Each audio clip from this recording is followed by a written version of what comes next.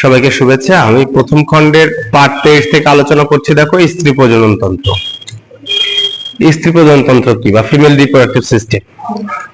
স্ত্রী দেহে যে সকল অঙ্গ প্রজনন ক্রিয়া অংশগ্রহণ করে তাদেরকে একত্রে স্ত্রী প্রজনন তন্ত্র বলে। মানে স্ত্রী প্রজনন তন্ত্রে যে অঙ্গগুলো প্রজননের ক্ষেত্রে একত্রে কাজ করে সবগুলোকে মিলিয়ে আমরা কি বলতেছি? স্ত্রী প্রজনন তন্ত্র। এই স্ত্রী প্রজনন তন্ত্রের অঙ্গসমূহ, স্ত্রী প্রজনন তন্ত্রের অঙ্গগুলোকে দুইটা ভাগে ভাগ করা হয়েছে। একটা হচ্ছে এক্সটার্নাল জেনিটাল অর্গান বা বহির প্রজনন তন্ত্র, আর একটা হচ্ছে ইন্টারনাল জেনিটাল অর্গান বা অভ্যন্তরীণ প্রজনন তন্ত্র। এক্সটার্নাল জেনিটাল অর্গানের মধ্যে একটা হচ্ছে mons pubis, labia majora, labia minora, clitoris, vestibule. Mons pubis কি? এটি বহির জনন ইন্দ্রিয়ের সবচাইতে সামনের অংশ। এটা পিউবিক হাড়কে ঢেকে রাখে এবং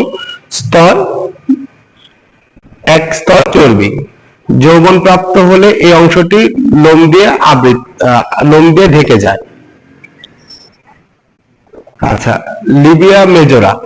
লিবিয়া মেজোরা যৌনির উভয় পাশে অবস্থিত এবং চামড়ার তৈরি ঠোঁটের মতো। ইহা মন্স পিউবিসের থেকে শুরু হয়ে নিচের দিকে এবং পেছনের দিকে গিয়ে পেরিনিয়ামে শেষ হয়েছে। লিবিয়া মেজোরার চর্বি জাতীয় টিস্যু থাকে। যৌবন প্রাপ্ত হলে এর ত্বক লোমে আবৃত হয়ে যায়। এতে গ্রন্থি থাকে যা থেকে ঘাম ও তেল বের হয় এবং ত্বককে কোমল রাখে। লিবিয়া মাইনরা,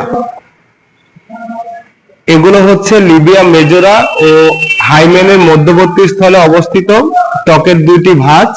ভেতরের পৃষ্ঠ দুটি সাধারণত একে অপরের সাথে লেগে থাকে। এগুলো যৌনদ্বারকে আচ্ছাদিত করে রাখে। সামনের দিকে দুভাগে ভাগ হয়ে ক্লাইটোরিসকে ঘিরে রাখে। ছোটবেলায় এই অংশটি লিবিয়া মেজোরার নিচে অদৃশ্য অবস্থায় থাকে। ক্লাইটোরিস, এটি একটি ক্ষুদ্র সোজা বস্তু। এটি যোনির মুখের সামনের সংযোগস্থলে অবস্থিত এবং লিবিয়া মাইনরা দ্বারা অংশটিকে আংশিকভাবে লুকানো থাকে। এর সাথে বিভিন্নভাবে পুরুষের লিঙ্গের সামঞ্জস্য আছে। যৌন উত্তেজনার ফলে এটি খাড়া ও বড় হয়ে যায়। ভ্যাস্টিবুল, ইহা দুটি লিবিয়া মাইনরার মধ্যে একটি পথ বা মুখ। ভ্যাস্টিবুল আনুমানিক 1.5 ইঞ্চি থেকে 2 ইঞ্চি পর্যন্ত লম্বা এবং লিবিয়া মাইনরার দুটো পৃথক হলে সবচাইতে প্রসারিত জায়গা 1 ইঞ্চি চওড়া হয়। ভ্যাস্টিবুলের 3টি অংশে ছিদ্র রয়েছে। একটা মূত্রনালী, এটি যৌনিপথ, আর একটা বার্থলির নলের ছিদ্র। ইউরেথ্রাল অরিফিন্স বা মূত্রনালী, এর ছিদ্রের সামনের দিক থেকে ক্লাইটোরিস এবং পিছনের দিক থেকে যৌনিপথ বা ভ্যাজাইনা। যৌনিপথের ছিদ্র একটি অসম্পূর্ণ পর্দা দ্বারা আচ্ছাদিত থাকে যাকে সতীচ্ছদ বা হাইমেন বলা হয়। এর ছিদ্রের সামনে থাকে মূত্রনালীর ছিদ্র, বার্থলির নলের ছিদ্র। ভ্যাস্টিবুলের প্রতি পাশে বার্থলির গ্রন্থি, নলের ছিদ্রের মুখ রয়েছে। বার্থলির গ্রন্থি হচ্ছে ক্ষুদ্রকার স্লেয়ার নিঃসরণের গ্রন্থি। বহির্জনন অঙ্গের কাজ কি? দেখো, লিবিয়া মেজোরা এবং লিবিয়া মাইনরা ভ্যাজানাকে ঢেকে রাখে। বার্থলির গ্রন্থির নিঃসরণ বা যৌন মিলনের সময় ভ্যাজানাকে পিচ্ছিল করে। ক্লাইটোরিস যৌন মিলনকে আনন্দ ঘন করে তোলে। এগুলো সব গেল বহির প্রজনন অঙ্গ, যেগুলো বাহির থেকে দেখা যায়। আর আরেকটা হচ্ছে ইন্টারনাল জেনিটাল অর্গান বা অভ্যন্তরীণ অঙ্গ সমূহ। এর মধ্যে একটি হচ্ছে ভ্যাজাইনা, ইউটেরাস, ফলোপিয়ান টিউব এবং ওভারি। ভ্যাজাইনা ইউটেরাসকে শরীরের বাহিরের সংযোগকারী একটা মাংসল টিউব বা নল। ভ্যাজাইনাল মুখে লিবিয়া মাইনরা ভাঁজের মধ্যে অবস্থিত। ইউরিনারি ব্লাডার থেকে ইউরেথ্রা শুরু হয়ে ভ্যাজাইনাল সম্মুখে এসে শেষ হয়েছে। ভ্যাজাইনা প্রসবের পথের শেষ অংশ, যার মধ্য দিয়ে ভূমিষ্ঠ হওয়ার সময় শিশুকে অতিক্রম করতে হয়। ভ্যাজাইনার দেয়াল স্লেয়ার ঝিল্লি দিয়ে আবৃত। এই ঝিল্লি দেখতে ফ্যাকাশে লাল এবং ভেজা ভেজা থাকে। যৌন উত্তেজনার সময় ভ্যাজাইনা প্রচুর পরিমাণে স্লেয়ার নিঃসৃত হয়। ভ্যাজাইনার কাজ কি? দেখো, যৌন মিলনের সময় সঞ্চারিত বীর্য ধারণ করে এবং প্রসবের সময় প্রসারিত হয়ে প্রসবকে সহায়তা করে। ইউটেরাস একটি ফাঁপা পেশি এবং এটি একটি ডিমের চেয়ে সামান্য বড়। নিচের সরু প্রান্তে ইউটেরাসের মুখ বলা হয়, যা ভ্যাজাইনার সাথে মিশেছে। ইউটেরাসের উপরের অংশ বা দেহাংশের প্রতি পার্শ্বে ফলোপিয়ান টিউবের সাথে যুক্ত আছে। আচ্ছা, ইউটেরাসকে দুইভাবে ভাগ করা যায়, একটা হচ্ছে দেহ এবং ইউটেরাসের মুখ বা সার্ভিক্স। ইউটেরাসের গহ্বর স্লেয়ার ঝিল্লি দিয়ে আচ্ছাদিত, যাহা ঋতুচক্রের পর্ব অনুযায়ী পরিবর্তন হয়। ইউটেরাসের শক্তিশালী পেশি গর্ভাবস্থায় ইউটেরাসকে প্রসারিত করে এবং প্রসবের সময় সংকুচিত হতে সাহায্য করে। যাদের বাচ্চা হয় না তাদের ইউটেরাসের গহ্বরের দৈর্ঘ্য ইউটেরাসের বাহিরের মুখ বা এক্সটার্নাল ওএস থেকে ফান্ডাস পর্যন্ত 2.5 ইঞ্চি বা 6.25 সেন্টিমিটার। যাদের বাচ্চা হয়েছে তাদের ইউটেরাস গহ্বর 0.5 ইঞ্চি বড়, অর্থাৎ 3 ইঞ্চি বা 7.5 সেন্টিমিটার দৈর্ঘ্য হয়। স্বাভাবিক অবস্থায় জরায়ুর এন্টিভার্টেড বা সামনের দিকে ঝুঁকে থাকে। গর্ভধারণ না হলে এন্ডোমেট্রিয়ামের ভেতরের অংশে প্রতিটি মাসিক চক্রে ধরে পড়ে। ইউটেরাসের কাজ কি দেখো, ভূমিষ্ঠ হওয়ার পূর্ব পর্যন্ত ভ্রূণকে রক্ষা করে এবং ভ্রূণের পুষ্টি যোগান দেয়। সার্ভিক্স বা ডিম্বার মুখে নিঃসরণ রস শুক্রাণু চলনের শক্তি বৃদ্ধি করে। Fallopian tube. ফলোপিয়ান টিউব ইউটেরাসের উভয় পাশে অবস্থিত দুইটি ফাঁপা পেশির নল। এই নলের মধ্য দিয়ে ওভারি থেকে ডিম্ব নির্গত হয়ে ইউটেরাসে ঢোকে। প্রতি নল প্রায় 4 ইঞ্চি লম্বা। এর এক প্রান্তে ইউটেরাস গহ্বরের উপরে করে ঢুকেছে, অন্য প্রান্ত পেরিনিয়াল ক্যাভিটির সাথে মিশেছে। এই প্রান্ত থেকে আঙ্গুলের মতো কতগুলো অংশ বেরিয়েছে, এগুলোকে ফিমব্রিয়া বলে। ফলোপিয়ান টিউবের 4টে অংশে ভাগ করা যায়, একটা হচ্ছে ইউটেরাসের অংশ বা ইউটেরাইন পার্ট, একটা হচ্ছে ইসমাস, আরেকটি হচ্ছে অ্যাম্পুলারি অংশ এবং আরেকটি হচ্ছে ফিব্রিয়াম অংশ। ফলোপিয়ান টিউবের কাজ কি, ওভারি হতে নিষিক্ত ডিম্বাণুকে ফিব্রিয়ামের মাধ্যমে গ্রহণ করে ইউটেরাসে প্রেরণ করে। শুক্রাণু বা স্পামের মাধ্যমে ডিম্বাণু নিষিক্তকরণ ফলোপিয়ান টিউবে সম্পন্ন হয়। ওভারিটা কি, ওভারি দুটি চ্যাপ্টা জলপাই বা ডিমের মতো দেখতে এবং পেটের উভয় পাশে অবস্থিত। সাধারণত প্রতি ওভারি 1.5 ইঞ্চি চওড়া এবং 1/2 ইঞ্চি পুরু।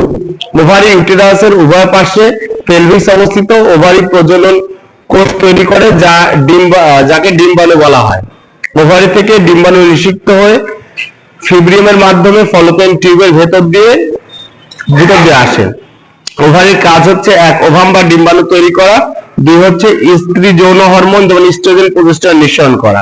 স্ত্রী প্রজনন তন্ত্রের কার্যাবলী। স্ত্রী প্রজনন তন্ত্রের কাজ কি দেখো, স্ত্রী দেহের প্রজনন অঙ্গগুলোকে বিভাগে বিভক্ত। প্রথম ভাগের অঙ্গগুলো ডিম্বকোষ তৈরি করে এবং দ্বিতীয় ভাগের অঙ্গগুলো গর্ভস্থ শিশু শুরু থেকে প্রসব পর্যন্ত রক্ষণাবেক্ষণ ও বৃদ্ধিতে সহায়তা করে। ওভুলেশন কি, ওভারি থেকে পরিপক্ক ডিম্ব বা ওভাম নির্গত হওয়াকে ওভুলেশন বলা হয়। দুটি ওভারি থেকে প্রতি মাসে একবার করে পর্যায়ক্রমে ডিম্ব নির্গত হয়। পর্যায়ক্রমে মানে এই মাসে যদি ডান পাশের ওভারি থেকে ডিম্ব আসে, পরের মাসে বাম পাশের ওভারি থেকে ডিম্ব আসবে, সেটা বলছে। ফার্টিলাইজেশন। ফলোপিয়ান টিউবের শুক্রকীট ও পরিপক্ক ডিম্বের একত্রিত হওয়ার প্রক্রিয়াকে ফার্টিলাইজেশন বলে। ইউটেরাসে প্রতি মাসে নিষিক্ত ডিম্ব গ্রহণ করার জন্য আস্তরণ তৈরি করে। ফার্টিলাইজেশন প্রক্রিয়া ফলোপিয়ান টিউবের অ্যাম্পুলারি অংশে ঘটে থাকে। এই নিষিক্ত ডিম্বাণুকে জাইগট বলে। ওভারি থেকে ক্ষুদ্র ক্ষুদ্র ডিম্বাণু বা ওভাম নির্গত হয়, যা খালি চোখে দেখা যায় না। দুটি ওভারি থেকে প্রতি মাসে একবার করে পর্যায়ক্রমে ডিম্ব নির্গত হয়, অর্থাৎ কোন মাসে এক পাশের ওভারি থেকে ডিম্ব নির্গত হলে পরের মাসে অপর পাশের ওভারি থেকে ডিম্ব নির্গত হয়। ফলোপিয়ান টিউবের অগ্রভাগের অঙ্গগুলোর মতো প্রান্তিক ডিম্বকে ফলোপিয়ান টিউবে টেনে নিয়ে আসে, অতঃপর ডিম্বটি নল বেয়ে ইউটেরাসে চলে আসে। যৌন মিলনের সময় ভ্যাজাইনাতে যেসব শুক্রকীট নির্গত হয় সেগুলো ইউটেরাস বেয়ে ফলোপিয়ান টিউবে যায়। তখন ডিম্বনালীতে ডিম্ব এবং শুক্রকীট একত্রিত হয়। এই প্রক্রিয়াকে ফার্টিলাইজেশন বলে। কয়েকদিন পরে নিষিক্ত ডিম্ব ফলোপিয়ান টিউব দিয়ে ইউটেরাসে নেমে আসে এবং ইউটেরাসের দেওয়ালে লেগে থাকে। ইউটেরাস এই নিষিক্ত ডিম্বকে রক্ষণাবেক্ষণ করে। ইউটেরাসে ইহা আস্তে আস্তে বৃদ্ধি পেতে থাকে এবং 9 মাসে ইহা একটি পরিপক্ক গর্ভস্থ শিশুতে বা ফেটাসে পরিণত হয়। বেড়ে ওঠা গর্ভস্থ শিশু যে অঙ্গের মাধ্যমে পুষ্টি পায় তাকে প্ল্যাসেন্টা বলা হয়। প্ল্যাসেন্টা ইউটেরাসের আস্তরণ এবং গর্ভস্থ শিশুর কিছু অংশ থেকে তৈরি হয়। ইউটেরাস প্রতি মাসে নিষিক্ত ডিম্ব গ্রহণ করার জন্য এর ভেতরের দেওয়ালে আস্তরণ তৈরি করে। যদি ডিম্ব নিষিক্ত না হয় তবে ইউটেরাসের এই আস্তরণ ঝরে যায়, একে ঋতুস্রাব বা মাসিক বলা হয়। ঋতুস্রাব সাধারণত ডিম্ব রক্ষণের 14 দিন পর শুরু হয়। ওভারি থেকে নির্গত হওয়া ওভুলেশন, ওভারি থেকে নির্গত হওয়াকে ওভুলেশন বলে। একটি ঋতুস্রাব শুরু হওয়া থেকে পরবর্তী মাসের ঋতুস্রাব পর্যন্ত সময়কে ঋতুচক্র বা মাসিক বলে, মাসিক চক্র বলা হয়। মাসিক চক্র 28 দিনের হয়ে থাকে।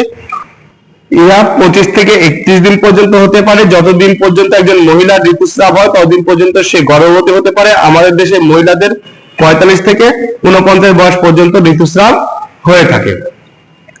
তার মানে এখানে কি বললো, এখানে প্রথমে আলোচনা করলো স্ত্রী প্রজনন অঙ্গ সমূহ, তাই না?